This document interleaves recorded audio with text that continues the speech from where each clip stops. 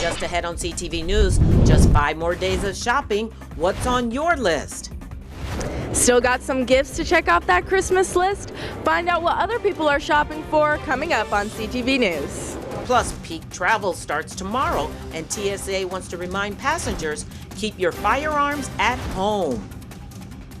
And players at UMD are making big moves. All that and more coming up next on CTV News.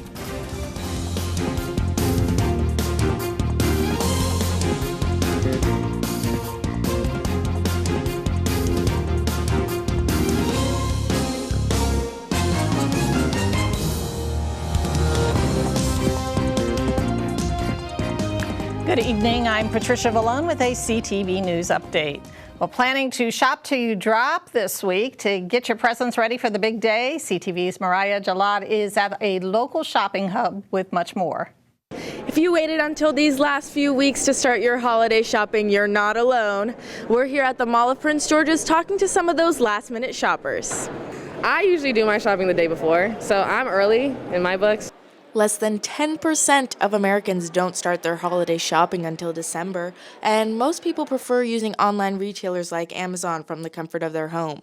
But about a third of people still do their shopping in store.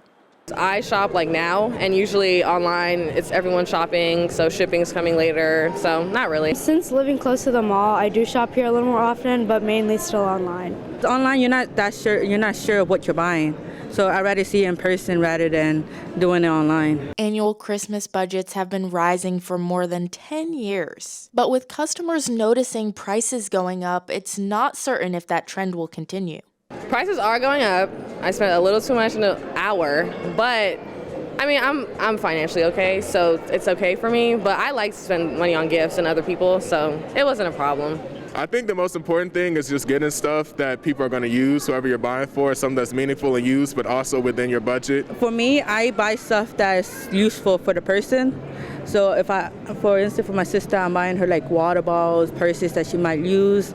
You do still have a few days to finish up that holiday shopping, but be ready for busy stores and long lines. Mariah Jalad, CTV News.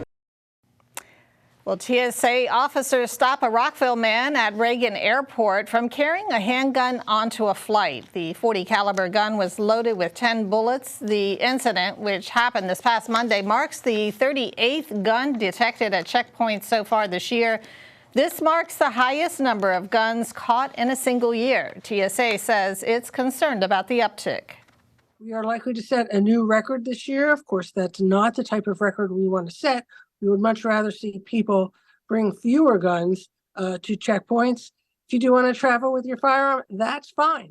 There's a right way to do it and a wrong way to do it. And the right way to do it is to make sure, first of all, that it's unloaded, that it's packed in a hard-sided case, that you lock that case, and then you take it to the airline check-in counter to declare you want to fly with it. The airline will then make sure that it is transported in the belly of the plane so that nobody has access to it during the flight.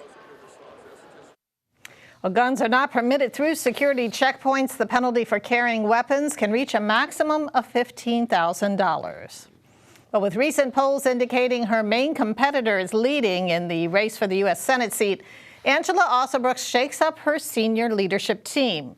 The county executive announced that it is parting ways with a national political strategist and bringing in other high-level campaign specialists with experience in Maryland. Among the changes, Alsobrooks is replacing campaign manager Dave Chase and replacing him with Sheila O'Connell, who is a veteran political strategist who lives in Maryland.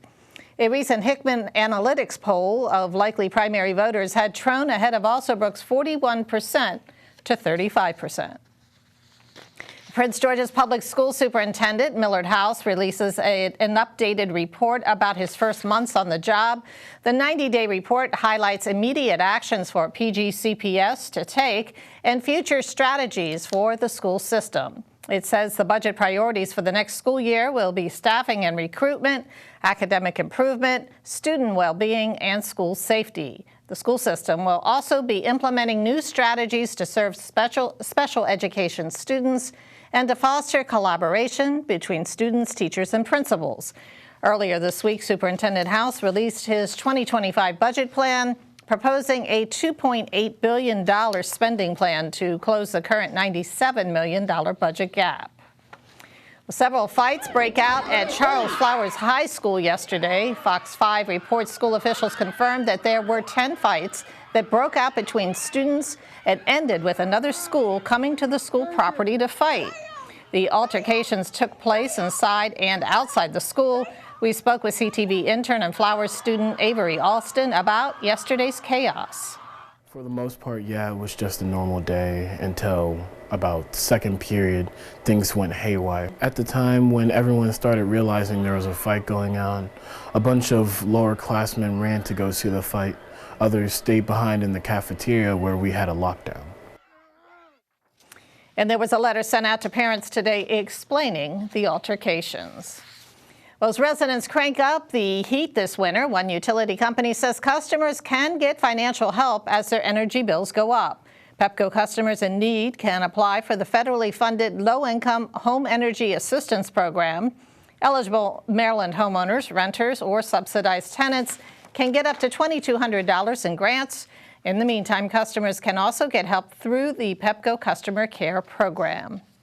And you are watching CTV News. I'm Patricia Vallone. After the break, a foundation needs help training service dogs for veterans. A popular county employee is set to retire. I'm Byron Scott. We'll tell you who it is coming up.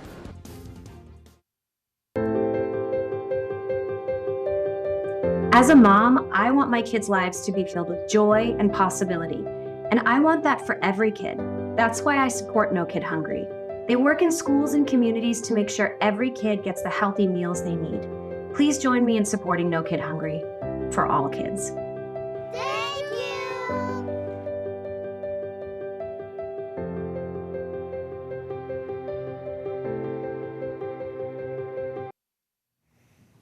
Welcome back. Well, she has worked with the Maryland Transportation Authority, the State Highway Administration, and alongside a former congressman. But for the past 10 years, Paulette Jones has been the voice of the Department of Public Works and Transportation in Prince George's County. Whether it was snow preps or a litter blitz or stuff a bus, Jones was on the scene day or night. Well, Jones is retiring effective January 1st, and she sat down with CTV to talk about her career and what's ahead. I feel like I've planted seeds of joy. I hope that, through my tenure, I've helped, someone, somebody, communities. And now I want to stop and smell the roses a little bit. I just want to be quiet. And we'll have much more in Jones' career with the county and talk a little bit about the popular Maryland congressman that she worked with tomorrow on CTV News. Well, service dogs play a critical role in helping veterans and people with disabilities, but one foundation says that the wait to get a trained service dog can take up to 2 years. The nonprofit PenFed Foundation wants to encourage people and businesses to volunteer their time to train puppies that will ultimately become service dogs. Volunteers will raise the puppies from 8 weeks to about 18 months. Part of the training includes taking the animals out into the community, like to the grocery store, sporting events, airplanes, and even the workplace. These dogs are trained to do 50 skills, not during the first 18 months. That's just an orientation period where they're socialized. Then they go back for very specialized training with canine companions, and then they're paired with the veteran to make these life-changing, the freedom and independence they need to go on with their lives in a higher quality of life. Fed Foundation is really proud to have partnered with Canine Companions, which is the first and oldest service dog organization in the nation, which has already placed 8,000 dogs. But we want to get that wait list shorter. And for details on how to train a service dog, you can visit the website on your screen.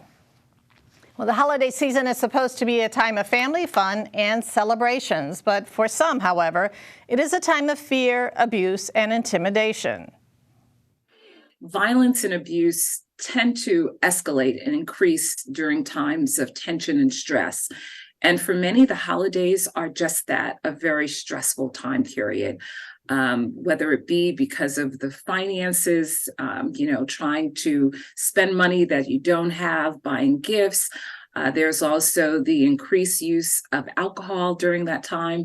And I do want to point out very quickly that stress and alcohol are not causal factors for abuse. They're contributing factors. A lot Safety is the most important thing. She suggests that victims of domestic violence reach out for help by calling 911 311 or the Family Justice Center at 301-780-8008. And now Simon Buggs is joining us with a preview of the Wednesday sports page, and we are talking college sports tonight, right? Yes, we are, Patty. And good evening, sports fans. And coming up in a bit, a member of the Terps football team makes a surprising announcement ahead of their bowl game. That and more coming up soon. Stay right there.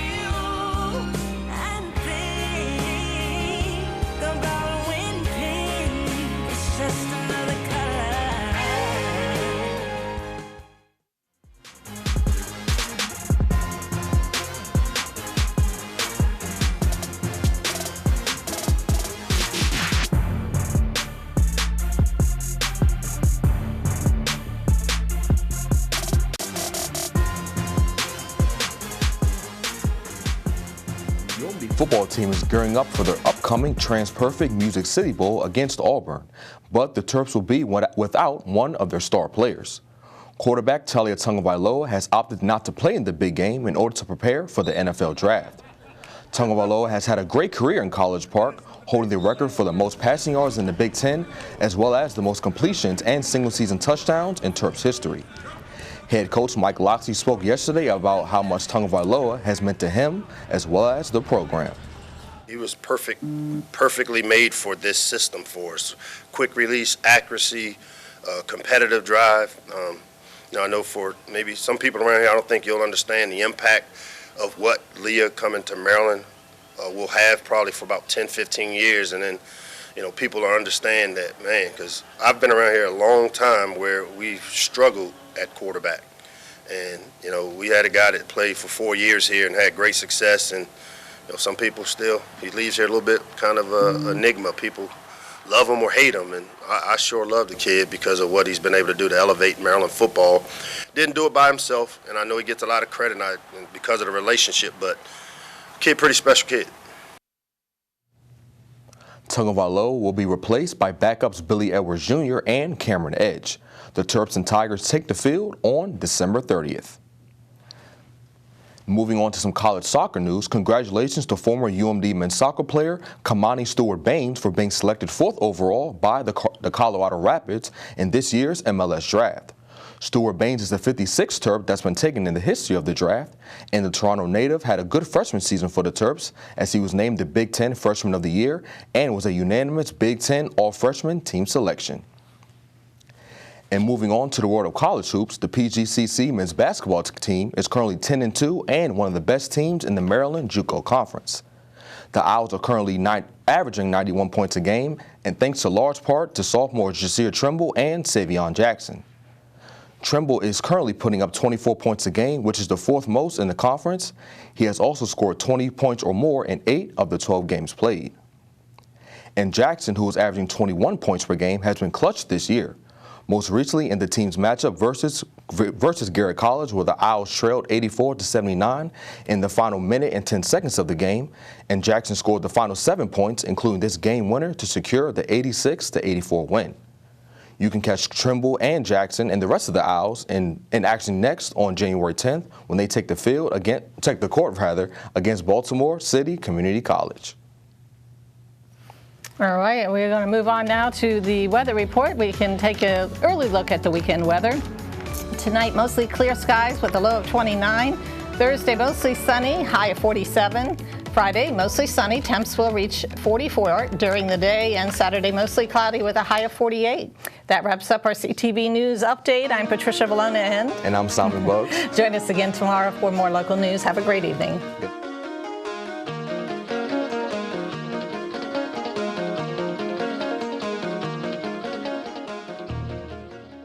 It's easy to stay safe online. Learn more at CISA.gov/secure our world.